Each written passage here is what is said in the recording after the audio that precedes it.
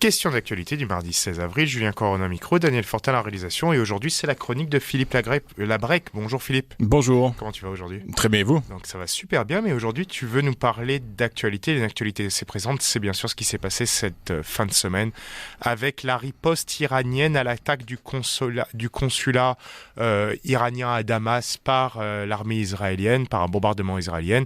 Plutôt l'attaque de l'annexe de ce consulat qui abritait des dignitaires, des gardiens de la Révolution. Une attaque qui a failli embraser la région pour beaucoup de personnes, mais qui finalement a été un peu réduite en cendres par une coalition qui comprenait Israël, des alliés arabes, la Grande-Bretagne, la France, les États-Unis. Revenons un peu sur ça. Tu expliques que c'est une riposte iranienne inéluctable. Oui, tout à fait. Un peu comme, j'ai envie de dire, l'opération israélienne qui a ciblé l'ambassade ou l'annexe consulaire de l'ambassade à Damas était inéluctable aussi, dans le sens où ce n'est pas un secret de polichinelle que l'Iran était derrière les attaques du 7 octobre, et plus précisément que la garde révolutionnaire était responsable de l'organisation militaire, la planification de la chose, tout comme ils sont souvent ou à peu près toujours derrière toutes les actions par des partis tiers qui prennent place en Irak, en Syrie, au Yémen, par exemple, dans le sud du Liban aussi. On sait très bien qu'en fait, c'est l'Iran et le sponsor, un peu. Ouais, exactement. Et la garde révolutionnaire, c'est un peu le bras armé à l'étranger de l'Iran, là. Donc, les Iraniens s'y attendaient. À mon avis, les Israéliens ont trouvé l'information à savoir que ces officiers de la garde révolutionnaire allaient se réunir à cet endroit précis, à ce moment précis, et donc ont réussi à les frapper, causant des pertes lourdes au sein de la garde révolutionnaire. Et donc, une riposte iranienne à cette attaque israélienne, qui est elle-même une riposte au 7 octobre, comme on y pense, et c'est pour ça qu'il y a une escalade des choses en ce moment. Tout ça était inéluctable. C'est une chaîne d'événements où un événement provoque le prochain. Et c'est même cette riposte, ça faisait un peu une sorte d'orchestration parce que ce qui paraît, tout le monde avait été notifié 3 jours avant de la riposte pour préparer les choses. Il fallait orchestrer parce que pour l'Iran, au-delà de ce qui s'est passé avec la garde révolutionnaire, parce que quand on prend en compte les pertes pour cette garde révolutionnaire depuis quelques années, on a Soleimani qui était l'ancien grand chef qui a été tué par un bombardement américain sous la présidence Trump. On a ces différents assassinats ciblés que Israël fait depuis quelques temps. Cette garde révolutionnaire, les grands classiques qui sont les grands stratèges se font tous abattre un par un. Donc pour l'Iran, il fallait un peu appuyer sur le détonateur pour un peu réussir à faire passer la pilule auprès du peuple, parce qu'aussi c'est des questions politiques. Le gouvernement iranien en ce moment, on a une sorte de révolte qui dure depuis 1 an et demi, 2 ans, et il faut un peu réaffirmer sa puissance auprès de son peuple, mais aussi de ses partenaires régionaux. Il faut surtout pas paraître faible. Ouais. Déjà que le régime, d'après plusieurs analystes, est affaibli de l'interne. Ouais. Si en plus de l'externe, le régime devait être contesté de plus en plus ouvertement, j'imagine que les grands stratèges du régime se disent le régime iranien a toujours eu peur de s'effondrer. C'est ça. On peut penser à la logique derrière la bombe nucléaire. C'est pas qu'une arme militaire, c'est aussi une arme stratégique qui garantirait, si on veut, la pérennisation du régime. Donc, toutes ces choses, je pense, entrent en jeu. Dans la logique où le régime iranien veut se maintenir, se pérenniser. La frappe avec principalement des drones et des missiles balistiques sur le sol israélien fait partie de ces logiques. Je crois qu'on veut démontrer, non seulement au peuple iranien, mais aux alliés iraniens, que l'Iran reste toujours aussi solide, ce qui veut dire soit à l'interne ou à l'externe, encore une fois. Mais comme vous l'avez mentionné, je crois que l'Iran avait bien sûr planifié que son attaque sur le sol israélien, quand même une première, ou du moins depuis très longtemps, serait une escalade des choses, mais savait en même temps que les dommages allaient être très limités, dans le sens où les Israéliens, avec l'aide des Américains et des Britanniques, en particulier des Français aussi apparemment, allaient pouvoir intercepter une grande partie des missiles et des drones. Donc, d'un côté, on était capable de montrer la force, et de l'autre côté, on ouvrait une porte à Israël en leur disant: on lance pas d'escalade. Vous avez une victoire, nous avons une victoire. Nous sommes tous les deux, entre guillemets, gagnants face à nos partenaires respectifs. Donc, vous pouvez maintenant mettre fin à l'escalade. Reste à voir si Israël va le faire, mais je crois que c'était la logique iranienne dans cette attaque quand même qui démontre une certaine force, mais qui a fait très peu de...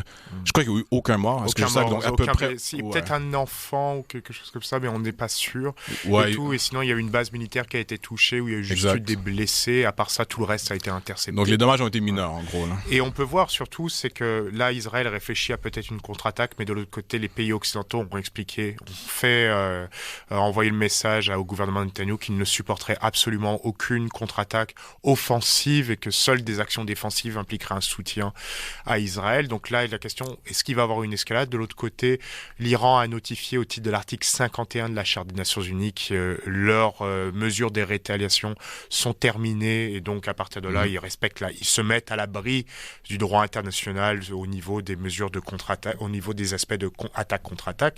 Et donc, ça, ce qui fait dire où serait peut-être une prochaine frappe. On parle, est-ce que ça va être, si Israël décide d'aller plus loin, est-ce que ça va être quelque chose de ciblé encore, mais qui n'impliquerait pas l'Iran? Et là, c'est la question, est-ce que on continue avec le Hezbollah? Mais de l'autre côté, on a aussi des partenaires de réalpolitik, maintenant que sont les pays arabes, la Jordanie, l'Arabie Saoudite, qui expliquent que ce genre de contre-attaque, on doit enfin prendre conscience de la dangerosité de l'Iran et au lieu de s'en prendre au Hezbollah ou aux Houthis, il faut enfin s'en prendre à un régime qui est peut-être plus fragile qu'on le pense. En effet, pour répondre à la première question, à savoir où, quand et comment Israël pourrait répondre, s'il le souhaite, à la dernière attaque iranienne, plusieurs pensent qu'Hezbollah, dans le sud du Liban, serait une cible logique. Pourquoi? Parce qu'on peut les bombarder de loin, donc avec des missiles et des frappes de précision potentiellement viser les têtes penseuses du Hezbollah, du moins les officiers les plus hauts gradés au sein du Hezbollah. Et éviter surtout une guerre terrestre. On se rappelle que dans 2006, lorsque Israël avait intervenu sur le terrain dans le sud du Liban, une espèce de guerre hybride, si on peut dire, ça avait été un bourbier. Ça avait été un bourbier, exact. Et les Israéliens, particulièrement les militaires, s'en rappellent très bien, veulent éviter la chose à tout prix. Donc, surtout que le Hezbollah, c'est 100 000 combattants prêts à prendre les armes directement et 50 000 missiles prêts à être armés pour envoyer sur Israël. Oui, exactement. Ouais. Et comment dire, il n'y a pas de victoire claire. Si l'armée israélienne voulait mener une opération terrestre dans le sud du Liban, c'est difficile de conclure ou de trouver une façon de transformer cette invasion terrestre en victoire, parce qu'on sait très bien que les Israéliens ne resteront pas dans le sud du Liban de façon permanente. Donc, une opération terrestre mène à une victoire pyrrhique, peut-être, dans ce cas-ci. Donc, les Israéliens pourraient très bien répliquer de façon mitigée, comme j'ai dit, par des bombardements contre l'Hezbollah. Et peut-être que l'Iran déciderait de frapper après autrement, mais encore une fois, d'une façon peut-être moindre qu'une attaque directe sur le sol israélien, mais là, on spécule. Mais ce que vous avez mentionné à propos des pays arabes, sunnites en particulier, c'est que tout ça prend place dans une confrontation millénaire entre les sunnites et les chiites au sein de l'islam, dans le sens qu'une espèce d'association chiite, si on peut dire, menée par l'Iran, qui est la grande puissance chiite, bien sûr, tandis que l'Arabie Saoudite, de son côté, et peut-être l'Égypte aussi, mène une espèce de coalition arabo-sunnite. Et les deux, il y a un jeu de pouvoir dans cette région, là. Bien sûr, l'Arabie Saoudite est l'ennemi juré de l'Iran, peut-être après l'Occident, mais et vice-versa. Et donc, ce qu'on remarque aujourd'hui maintenant, c'est que, bon, la Jordanie, vous avez mentionné, absolument, elle laissait faire les interceptions américaines et israéliennes dans son espace aérien. On aurait pu croire qu'ils auraient interdit une telle chose, mais au contraire, ils ont ouvert leur espace aérien. Les Saoudiens ou l'Arabie Saoudite ont pas participé directement, mais ont applaudi la chose de toute façon. Et comme vous l'avez dit, ils ont mentionné que maintenant, il fallait peut-être saisir l'occasion pour aller peut-être plus loin. Donc, Israël et les pays arabes sont dans une alliance de fait. C'est pas une alliance officielle, mais ils ont un ennemi commun. Ça veut pas dire qu'ils s'aiment de façon fraternelle, entendons-nous, mais... c'est la réalpolitik. C'est la réalpolitik qui prend le dessus, oui. C'est un retour à la réalpolitik. Il y avait dans les autres commentaires de la source saoudienne, c'était expliqué que le 7 octobre a été organisé par l'Iran pour faire capoter les négociations de reconnaissance mutuelle entre Israël et l'Arabie Saoudite. Les accords d'Abraham. Les accords d'Abraham qui devaient mener à la reconnaissance totale, pleine et entière de l'Israël par l'Arabie Saoudite et la normalisation des relations tel que le prince héritier Ben Salman voudrait le faire.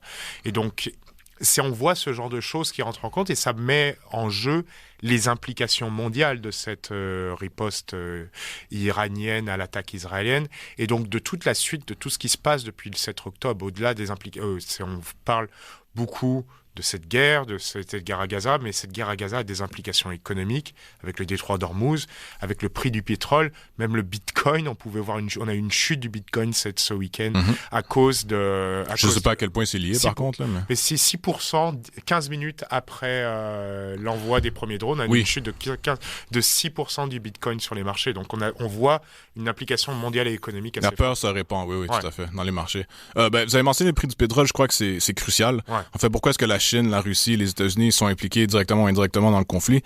C'est que, admettons que une guerre ouverte avec l'attente Israël et l'Iran ferme le détroit d'Ormuz, c'est à peu près 40%, si je me rappelle bien, 35% de la production mondiale de pétrole qui passe par là. Donc, on diminuerait la distribution de pétrole par 30 à 40%. Le prix du baril passe à 200, 300 $ du jour au lendemain. On a une récession mondiale donc qui prend place à peu près simultanément. La Chine, qui est déjà dans une position économique fragile, ont absolument pas intérêt à ce que le prix du pétrole augmente rapidement. Et la Russie qui survit artificiellement par un prix du pétrole accessible pour pouvoir le revendre sur ses marchés. Si le baril augmente à partir de là, même s'ils ont leur propre pétrole, ça aurait des répercussions sur eux aussi. Ça aurait des répercussions sur tout le monde. Je crois que d'une façon très réaliste, peut-être que les Russes souhaitent que le baril passe à 200 ou 300 $ parce qu'ils pourraient le vendre très cher. Mais en réalité, le monde entier en souffrirait. Donc, les Russes ne sauveraient pas des conséquences négatives d'un prix du baril de pétrole à 200-300 $. Les États-Unis non plus. Le Biden fait face à une réélection. Donc, il n'y a absolument pas intérêt à avoir une crise pétrolière comme dans les années 70. Ça serait la dernière chose qu'il souhaiterait à quelques mois des élections. Donc, le monde entier retient son souffle. Je vous dirais que c'est pour ça, en grande partie, que les États-Unis et les autres puissances mettre beaucoup de pression sur Israël pour qu'Israël accepte la situation comme elle est en ce moment, du moins pour l'instant. On sait très bien que c'est pas la fin de l'histoire, mais c'est pendant quelques mois, pendant un an, pendant quelques années. Obtenir un aplanissement. Exactement. Je crois que tous les joueurs principaux, donc Chine, Russie, États-Unis et l'Europe, accessoirement, j'ai envie de dire, vont mettre beaucoup de pression sur Israël pour qu'Israël calme ses ardeurs, du moins en termes de répliques potentielles contre l'Iran. Quitte peut-être à laisser le champ libre à Israël dans Gaza aussi. Il y a peut-être ça aussi. Peut-être qu'Israël va leur dire, écoutez, oui, parfait, on calme les choses avec l'Iran, mais vous arrêtez de nous critiquer pour ce qu'on fait à Gaza, pour nos opérations dans la bande de Gaza. Donc, il y a des négociations diplomatiques qui prennent place, à mon avis, en ce moment. Je crois que, comme j'ai dit, le prix du pétrole est une conséquence mondiale et donc est une carte. Donc on parle, mais peut-être relativement peu, mais qui est principale en fait. On peut pas la contourner. En tout cas, ça me met beaucoup de questions. Surtout au-delà, il nous reste une petite minute. Au-delà de la question, c'est surtout on parle beaucoup d'Israël, mais c'est la question de l'Iran. Est-ce que l'Iran, on a encore la confirmation par rapport à ce qu'elle a fait, même si elle se fait ça dans le cadre des relations internationales et de la charte de l'ONU, on voit encore l'idée d'un Iran, pays sponsor du terrorisme, utilisant ses différentes milices aussi pour participer à sa réplique, et probablement l'un des grands sponsors, un des instigateurs de troubles dans une région qui est extrêmement importante pour les relations internationales. On a l'impression d'être face à un pays voyou. Ouais, comment dire, ce qui définit un pays voyou d'un pays entre guillemets légitime est souvent votre perspective, votre point de vue. Donc du point de vue israélien, peut-être saoudien aussi, l'Iran, oui, est un pays qui sponsore le terrorisme. Mais du point de vue russe, iranien, chinois, c'est peut-être simplement un pays qui utilise les moyens qu'il a pour faire avancer ses intérêts stratégiques. Je dirais ceci qui peut être peu populaire, mais le fait que l'Iran passe toujours par des tiers partis pour faire avancer ses intérêts stratégiques, aussi violent la chose peut-elle être, évite un conflit généralisé dans la région. Je vous dirais que, encore une fois, on parlait tantôt là, de réduire l'escalade. Imaginez si Israël et pour une raison ou une autre, l'Arabie Saoudite devait s'impliquer dans un conflit direct avec l'Iran. C'est peut-être un début de Troisième Guerre mondiale, un conflit généralisé dans la région en entier, impliquant les Américains, les Russes et les Chinois. C'est un désastre. C'est un désastre. Donc, des fois, il faut accepter le moindre mal, aussi pernicieux celui-ci peut-il être. Je ne dis pas que je soutiens les actions de l'Iran dans ce cas-ci. Au contraire. Mais c'est une question de réel politique à la fin. Et toute une question d'éviter un conflit généralisé, à mon avis. Surtout au Moyen-Orient, pour le prix du pétrole, comme j'ai dit, mais surtout parce qu'il y a des intérêts américains, russes et chinois qui, au final, seraient face à face. Et donc, on risque un conflit qui dépasserait les confins du Moyen-Orient. Donc, c'est une chose à éviter, à mon avis. Donc, il faut peut-être accepter un moindre mal. Et je crois qu'Israël comprend ça, d'ailleurs. Là. Et ça rejoint un peu les différents risques de conflit tels qu'ils peuvent réévoluer dans les prochaines années, quand tu parlais la semaine dernière lors de ta précédente chronique. À propos de la stratégie nucléaire, oui tout à fait, absolument. Donc, ça rejoint tous ces éléments. Et merci beaucoup, Philippe Abrec, d'avoir été avec nous. C'est toujours un plaisir de pouvoir t'écouter.